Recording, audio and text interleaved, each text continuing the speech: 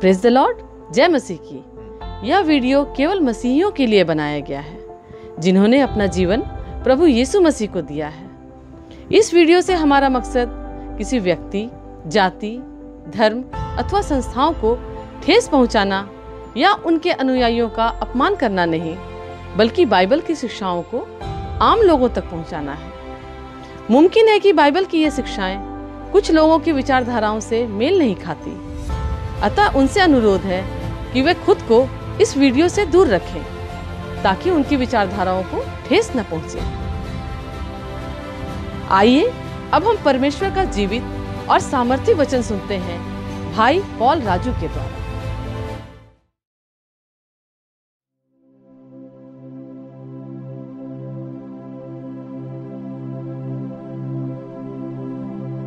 सबको praise the Lord, जय मसीह की।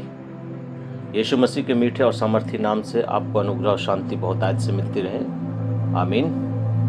प्रियो, आज मैं जिस विषय के ऊपर आपसे बात करूंगा वो है बपतिस्मा। इस बपतिस्मे को लेकर आज हम मसीहों के बीच में एक गलत विचार, गलत सिद्धांत तथा गलत प्रचारों के चलते आज इन्हीं कुछ कारणों से आज हम मसीह इन सच्चाइयों से बहुत दूर है।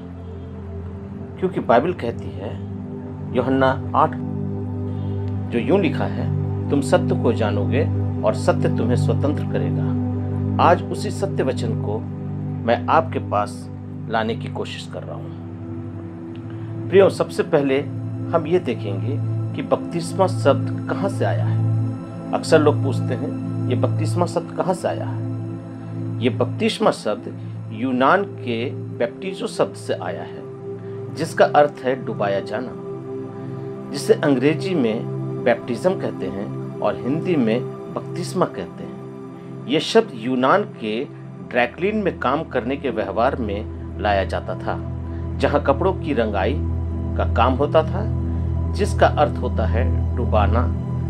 जब वे लोग किसी वस्तु को किसी तरल पदार्थ में डुबोते थे तो कहते थे बैप्टिजो, अर्थात उस डुबाए हुए कपड़े का जिसको वो डुबाते थे उसका वो बैप्टिज्म हो गया। चलिए आगे देखते हैं इसका चिन्ह या इसका तात्पर्य क्या है।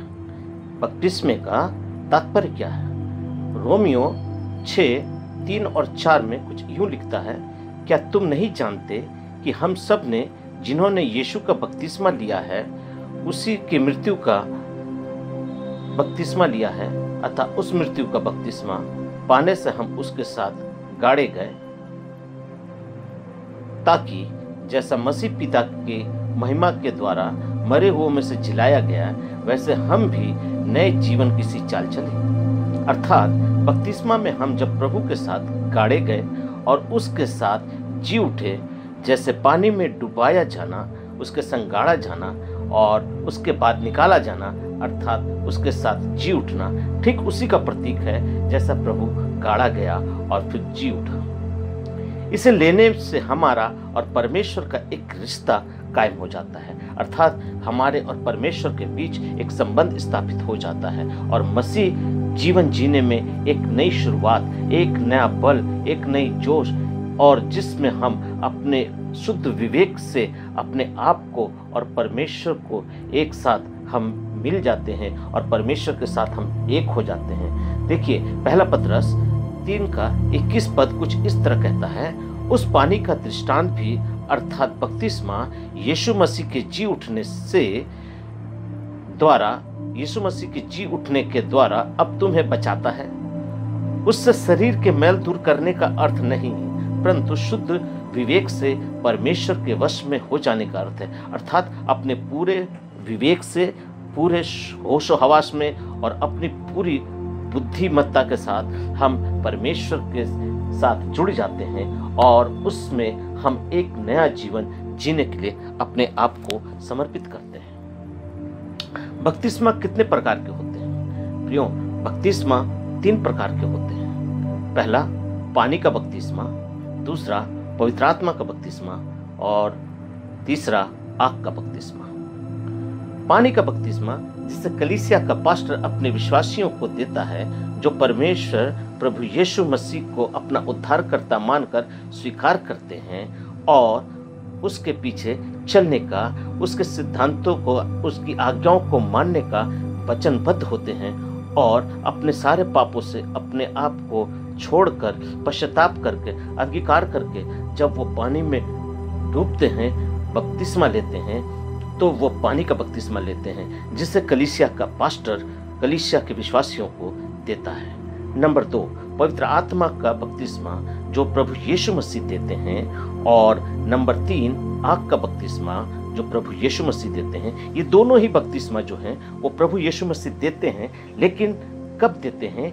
ये जल के बपतिस्मे के बाद जब वो लोग प्रभु यीशु मसीह में या अपने परमेश्वर के और नज़दीक आते हैं और उसकी आज्ञाओं को मानते हैं और उसके पीछे चलते हैं, तो परमेश्वर उसे अपने आग और पवित्र आत्मा से परिपूर्ण करता है और उन्हें बपतिस्मा देता है, जिसको हम देख सकते हैं मत्ती रचित सुसमाचार उसका 3 अध्याय उसके 11वें पद में कुछ इस तरीके से लिखा है। यूहन्ना बपतिस्मा कहता है, मैं तो तुम्हें मन फिराव का बपतिस्मा देता हूँ, परंतु जो मेरे बाद आने वाला है वह मुझसे भी शक्तिशाली है, मैं तो उसकी जूती उठाने के योग्य नहीं, वह तुम्हें पवित्र आत्मा और आग से बपतिस्मा देगा। अर्थात प्रभु यीशु मसीह के बारे में कहता है कि वो तो तुम्हें पवित्र आत्मा और आग से बपतिस्मा देगा।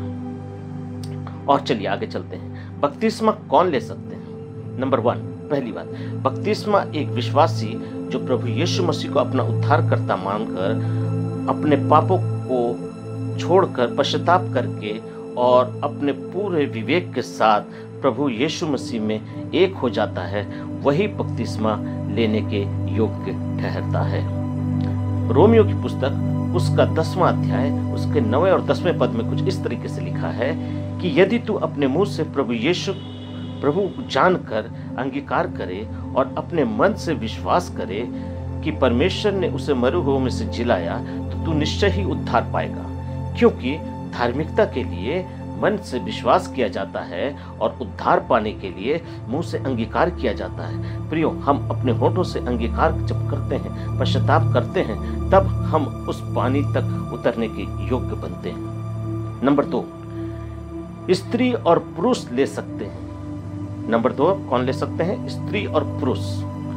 प्रेरितों के काम उसका 8वां अध्याय उसके 12वें पद में कुछ इस तरीके से लिखता है, परंतु जब उन्होंने फिलिपुस का विश्वास किया जो परमेश्वर के राज्य और यीशु मसीह के नाम का सुसमाचार सुनाता था, तो लोग क्या पुरुष क्या स्त्री बपतिस्मा लेने लगे। अर्थात स्त्री और पुरुष बपतिस्मा लेने लगे। पर कुछ लोग हैं जो परमेश्वर के वचन को तोड़कर गलत सिद्धांतों को बना दिए हैं और आज मसीह समाज के गलत उपदेशों के द्वारा भोले भाले मसीहों को परमेश्वर के सत्य वचन से दूर कर दिए हैं। पूरी बाइबल में बच्चे का बपतिस्मा कहीं नहीं है, पर बड़े दुख का विषय है कि इन सिद्धांतों को बताया जाता है। बाइबल में कुछ ऐसे ऐसे पदों को लेकर दिखाया जाता है और बताया जाता है कि बच्चे का भी बपतिस्मा होता है। प्रियो, मैं आपको बड़े खुले शब्दों में कहता हूं कि बच्चे का बपतिस्मा बाइबल में कहीं नहीं है। चलिए इसी विषय पे मैं थोड़ी सी आपको जानकारी दे दूं कि कुछ चित्रों को, कुछ ऐसे ऐसे सीन्स हैं जिनको लेकर वो कहते हैं कि यहाँ पर ये बच्चे का बपतिस्मा हुआ है या बच्चे का बपतिस्मा होता है। वो सीन क्या है मैं आपको बताऊं। प्रेरितों के काम उसका 16वां अध्याय उसके 30 से लेकर 33 वचन तक हम पढ़ेंगे, जहाँ का ये दृष्टांत है, जहाँ पर ये सीन है कि पौलुस और सिलास बंदी गृह में बंद थे और वो स्तुति और आराधना कर रहे थे। तो उसी समय एक भूंडोल हुआ और उस जेल खाने का जो दरवाजा था वो खुल गया, और जब दरवाजा खुल गया तो उस जेलर ने सोचा कि अब तो वो भाग गए होंगे। वो अपनी तलवार निकालकर अपने आप को घात करने मांग रहा था, लेकिन पौलुस ने उससे कहा कि अपने आप को हानि ना पहुंचा, क्योंकि मैं इस वक्त यहीं हूं, हम यहीं पर हैं। वो उस पर बहुत खुश हुआ, बहुत आनंदित हुआ उसके व्यवहार के चलते, और उसके बाद वो यीशु मसीह पर विश्वास करने लगा। और विश्वास करने लगा और वहाँ कुछ इस तरीके से लिखा हुआ है, जैसा कि मैं अपने वचन से आपको बताना चाहता हूँ। वहाँ पर लिखा है जेलर का परिवार। देखिए यहाँ पर हम 30वें पद को पढ़ते हैं, और उसने बाहर लाकर कहा, हे सज्जनों, उद्धार पाने के लिए मैं क्या करूं? वो जेलर उनको बुलाया और पूछा कि मैं उद्धार पाने के लिए क्या करूं? उन्होंने कहा, अर्थात पौलुस ने कहा, प्रभु यीशु मसीह पर विश्वास कर तो तू और तेरा घराना उद्धार पाएगा। और उन्होंने उसके घर के लोगों को प्रभु का वचन सुनाया। रात को उसी घड़ी उसने उन्हें ले जाकर उनके घाव धोए, और उसने सब लोगों समेत तुरंत बपतिस्मा लिया। प्रियो, इस जगह पर कुछ लोग कहते हैं कि जब ये घर की बात आती है, घराने की बात आती है, तो इस घराने में तो बच्चे भी होंगे, इस घराने में बच्चे भी होंगे, अर्थात उन बच्चों के साथ उनको बपतिस्मा दिया गया। लेकिन बाइबल इस बात को सर्टिफाई नहीं करती कि उस घराने में बच्चे थे कि नहीं थे। मैं मानता हूँ होंगे भी, लेकिन मैं ये नहीं मानता कि वो बच्चे बपतिस्मा लिए हैं, क्योंकि मैं कुछ पद के द्वारा आपको इस बात को खोलना चाहता हूँ जो इस तरीके से है। इनके 30वें पद को हम जब देखेंगे, वहां पर है, उद्धार पाने के लिए मैं क्या करूं? जेलर पूछता है, मैं उद्धार पाने के लिए क्या करूं? यहाँ एक वचन है, अर्थात सिंगुलर पर्सन, एक आदमी के लिए एक वचन है, अर्थात वो व्यक्ति खुद के लिए पूछता है कि मैं क्या करूं। तो जेलर जब पूछता है पौलुस से कि मैं क्या करूं, तो पौलुस क्या कहता है? यीशु मसीह पर विश्वास कर तो तू और तेरा घराना, अर्थात परिवार, उसमें बच्चे हो भी सकते हैं या बच्चे नहीं भी हो सकते हैं, बाइबल इस बात को सर्टिफाई नहीं करती है, पर पूरा घराना, पूरा परिवार उद्धार पाएगा। अर्थात उद्धार पाने के लिए उसने कहा, विश्वास कर, 31वें पद में, विश्वास कर तो तू और तेरा घराना उद्धार पाएगा। क्या उस बच्चे में अगर मैं जान भी लूं कि वहां एक बच्चा था, 2 बच्चे थे, 3 बच्चे थे, 4 बच्चे थे, तो क्या उन्होंने विश्वास किया? क्या बच्चों में ये शक्ति होती है? आज जैसे मसीह समाजों में बच्चों का बपतिस्मा होता है, छोटे से बच्चे को पास्टर की गोद में उठाकर दे देते हैं, वो बच्चा ये भी नहीं जानता कि हम किसकी गोद में हैं, ना माँ की गोद में है, ना पिता की गोद में है, ना पास्टर की गोद में है, क्या किसकी गोद में है नहीं जानता। मैंने तो बहुतों को देखा है कि बच्चे जब दूसरों की गोद में है, लेकिन उसी समय यूरिन भी कर देते हैं, पेशाब भी कर देते हैं, तो उनको ये नहीं पता कि हम कहाँ हैं। ऐसे ऐसे छंदों को दिखाकर लोग कहते हैं कि उस बच्चे, वहाँ बच्चे भी थे और उनका भी बपतिस्मा हुआ। पर यहाँ 32वें आयत को मैं और आपके सामने कोट करना चाहता हूँ कि घर के लोगों को, अर्थात जो बड़े हैं, लोगों को, अर्थात वयस्क लोगों को, जिनके अंदर समझदारी है, सोचने समझने की शक्ति है, वो रखते हैं, अपने विचारों को व्यक्त कर सकते हैं, ऐसे लोगों को प्रभु का वचन सुनाया है, लोगों को प्रभु का वचन सुनाया। और 33वें पद में लिखा है कि उनके घाव धोए, अर्थात उनसे पश्चाताप करवाया, कन्फेशन करवाया, अपने गुनाहों की कन्फेशन की, उन्होंने अपने गुनाहों को माना, और सब लोगों अर्थात जो मैच्योर्ड पर्सन हैं उनकी बात हो रही है, यहाँ बच्चों की बात नहीं हो रही है। लोगों मने जो मैच्योर्ड हैं, बड़े हैं, समझदार हैं, उनकी बात हो रही है। सब लोगों को ले जाकर बपतिस्मा दिया। प्रियो, जहाँ मैं इतना बताना चाहता हूँ कि इसके द्वारा आज हम ये ना समझें कि ये यहाँ पर बच्चों का बपतिस्मा हुआ था, बट ये एक शैतान की चाल है जो सही उपदेशों को हमसे छीन कर, हमसे अलग करके गलत उपदेशों के माध्यम से हमें इन वचनों के इर्द गिर्द घुमाते हैं। क्या छोटा बच्चा प्रभु का वचन सुन सकता है? जितने बड़े बच्चों का बपतिस्मा आज कलीसियाओं में होता है, क्या उतना बड़ा बच्चा बपतिस्मा के लिए पहले प्रभु को विश्वास कर सकता है, अंगीकार कर सकता है, पश्चाताप कर सकता है? क्या वो बच्चा प्रभु यीशु मसीह पर विश्वास किया होगा? अगर होगा भी तो क्या विश्वास किया होगा? अपने पापों को माना होगा? प्रियो, बाइबल कुछ इस प्रकार से कहती है, इब्रानियों की पुस्तक उसका 5 अध्याय, क्योंकि दूध पीते बच्चे को तो धर्म की पहचान नहीं होती क्योंकि वो बालक है। बाइबल साफ शब्दों में कहती है उन्हें धर्म की पहचान नहीं होती क्योंकि वो बालक हैं। कुछ लोग यीशु मसीह के अर्पण को, जो उनके नामकरण था जो प्रभु यीशु मसीह को 8 दिन के बाद उसकी माँ और उसके पिता ने मंदिर में ले जाकर पिता परमेश्वर के सामने अर्पण किया था, उस अर्पण को बपतिस्मा कह देते हैं, उस नामकरण को बपतिस्मा बता देते हैं।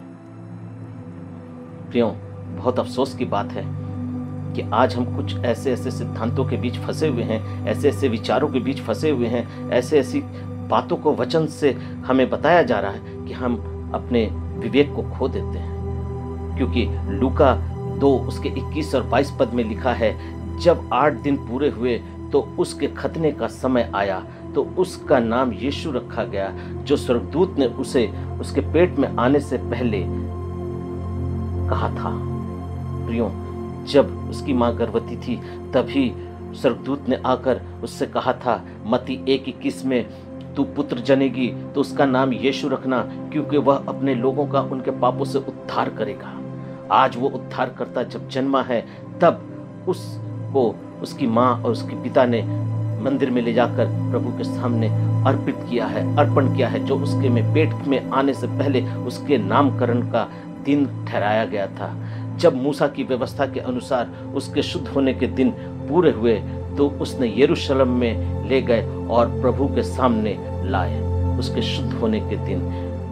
प्रियो, यहाँ एक चीज को हम और भी देखते हैं, पर वहाँ शिमोन नाम का एक मनुष्य था और वो धर्मी व्यक्ति था, भक्त था, जिसे ये पवित्र आत्मा की तरफ से कहा गया था कि जब तक तू अपने उद्धारकर्ता को देख न लेगा तब तक मृत्यु को न देखेगा।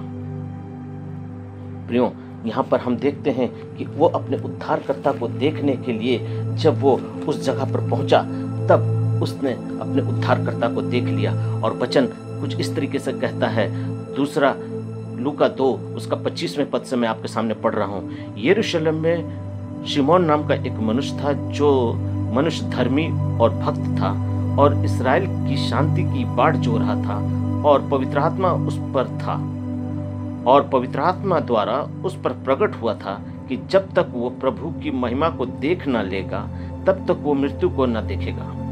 वह आत्मा से सिखाने से मंदिर में आया और जब माता पिता उस बालक को यीशु को भीतर लाए कि उसके लिए व्यवस्था की रीति के अनुसार करें, तो उसने उसे अपने गोद में ले लिया और परमेश्वर का धन्यवाद करके कहा, हे स्वामी, अब तू अपने दास को अपने वचन के अनुसार शांति से विदा करता, क्योंकि मेरी आंखों ने तेरे उद्धार को देख लिया है, जिसे तूने सब देशों के लोगों के सामने तैयार किया है। प्रियो, यहाँ पर हम देखते हैं ये यीशु मसीह के नामकरण का समय है, ये यीशु मसीह को अर्पण करने का समय है, जो परमेश्वर पिता ने उसके गर्भ में आने से पहले उसका नाम रखा था। उस नाम को लेकर वो पिता परमेश्वर के सामने उसको अर्पित करते हैं, अर्थात उसका भेजा हुआ बेटा, उसका भेजा हुआ पुत्र, उसका भेजा हुआ उद्धारकर्ता आज उसके इस सृष्टि में आया है, इस जगत में आया है,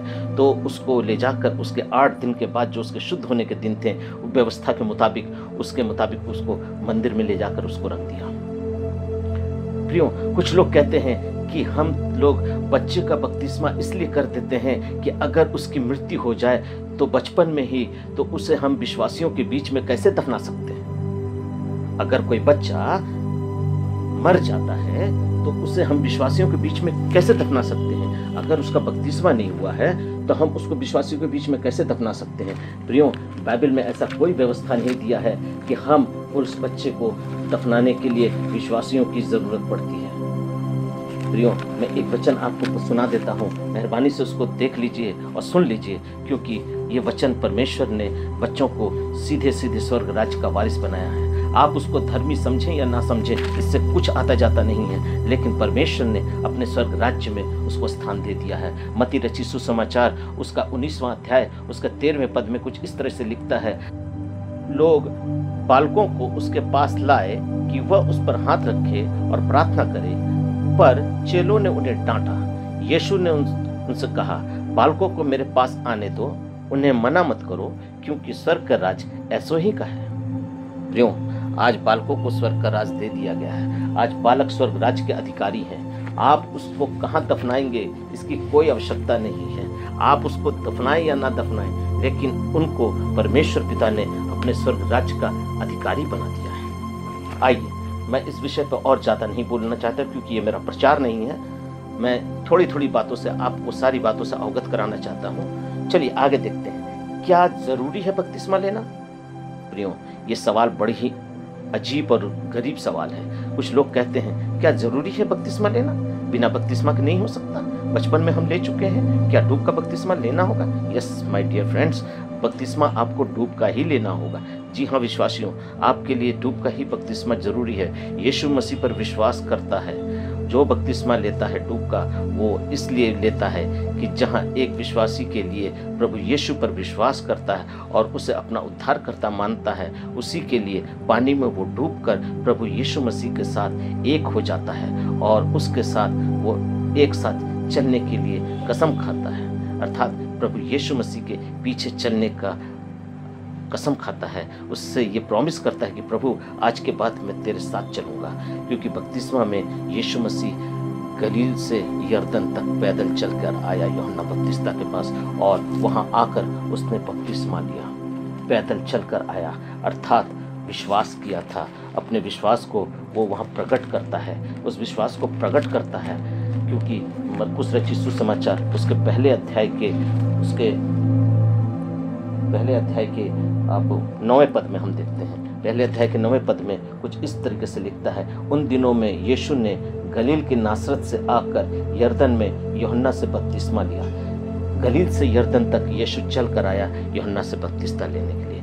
यूहन्ना बपतिस्मा से बपतिस्मा लेने के लिए वो चल कर आया। आज हम 2 कदम अगर चलेंगे तो अपने विश्वास को हम व्यक्त करेंगे, क्योंकि मैंने कहा था ना, वो बच्चा नहीं जानता कि वो किसकी गोद में है। वो चल के जा ही नहीं सकता है क्योंकि उसे नहीं पता है कि वो चल कर कहाँ जाएगा। उसका विश्वास कहाँ है कि वो चल कर जाए, उस पानी तक जाए जिस पानी में उसको उद्धार मिलेगा। उस पानी तक चलने की उसमें शक्ति ही नहीं है तो वो चल के कैसे जाएगा? मेरा यीशु चल कर गया और जाकर यूहन्ना बपतिस्मा से अब बपतिस्मा लिया। नंबर 2, परमेश्वर की धार्मिकता को पूरा करने के लिए हमें बपतिस्मा लेना है। परमेश्वर की धार्मिकता को पूरा करने के लिए हमें बपतिस्मा लेना है, क्योंकि इसको प्रभु यीशु ने धर्म ठहराया है। ये हमारे लिए धार्मिकता है, हमारे लिए धार्मिकता है। मेरे साथ निकाल लीजिए मत्ती रचित सुसमाचार उसका 3रा अध्याय उसका 15वां पद, जहाँ यूँ लिखा है, यीशु ने उन्हें उत्तर दिया, अब तो ऐसा ही होने दे, क्योंकि हमें इसी रीति से सब धार्मिकता को पूरा करना उचित है। प्रभु यीशु मसीह ने हमें धार्मिकता दी है कि इसी धार्मिकता के द्वारा हम अपने आप को प्रभु यीशु मसीह के साथ जोड़ सकते हैं। उसके मृत्यु का बपतिस्मा लेकर, अर्थात उस बपतिस्मा को लेकर जिसका तात्पर्य यीशु मसीह का बपतिस्मा, जिसका तात्पर्य उसके साथ गाड़ा जाना, उसके साथ जी उठना है, उसी के साथ हम उसके साथ जोड़े जाते हैं। नंबर 3, परमेश्वर की आज्ञाओं को पूरा करने के लिए हमें बपतिस्मा लेना है। परमेश्वर की आज्ञाओं को पूरा करने के लिए बपतिस्मा लेना है। प्रियो, मैं आपको दिखाना चाहता हूँ मत्ती रचित सुसमाचार उसका 28वां अध्याय उसका 19वां और 20वां पद, जहाँ कुछ यूँ लिखा है, इसलिए तुम जाओ, सब जाति के लोगों को चेला बनाओ, उन्हें पिता और पुत्र और पवित्र आत्मा के नाम से बपतिस्मा दो और उन्हें सब बातें जो मैंने तुम्हें आज्ञा दी है मानना सिखाओ। देखो, मैं जगत के अंत तक सदा तुम्हारे संग हूँ। जो आज्ञा मैंने तुम्हें दी है, अर्थात प्रभु यीशु मसीह ने जो आज्ञा दी है, वो आज्ञा हमें बताती है कि उन आज्ञा के द्वारा हम प्रभु यीशु मसीह में बपतिस्मा लेने के योग्य बनते हैं। नंबर 4, अपने उद्धार के बपतिस्मा में हम अपने आप को उद्धार पाने के लिए बपतिस्मा में जोड़ते हैं, क्योंकि मरकुस 16:16 में लिखा है, जो विश्वास करे और बपतिस्मा ले उसी का उद्धार होगा। प्रियों, आज वचन बहुत सत्य सत्य बातों को बता रहा है, क्योंकि वचन पढ़ने से और इसकी जानकारी रखने से आप प्रभु में, आत्मा में